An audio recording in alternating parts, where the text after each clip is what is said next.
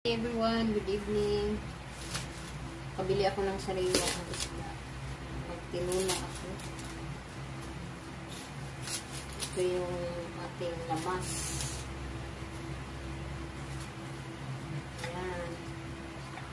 Tapos, ito sili, kamatis.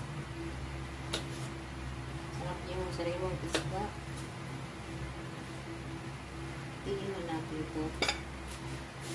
Ayan, para masarap.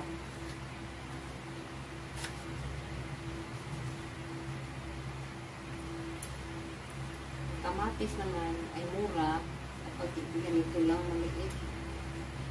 Yung malaki, mahalang kilo. Ang mura nga yung sili. Yung sili na ganito, mura lang. Kasi bumili ko ng 10 piso. Ang dami na.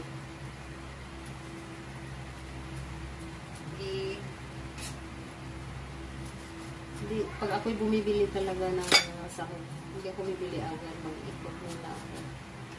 Tuloy ngayon, mahal din. Pero bibili tayo kasi main ingredients din ito eh. Sa tinula, sa paksil.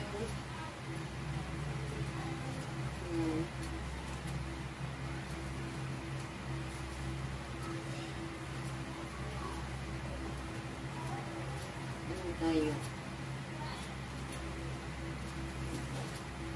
Nalakan ko muna yung luya.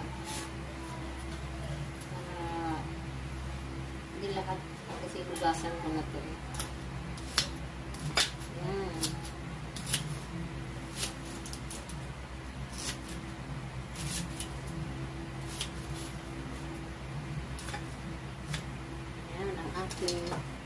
Lutuin. Thank you for watching.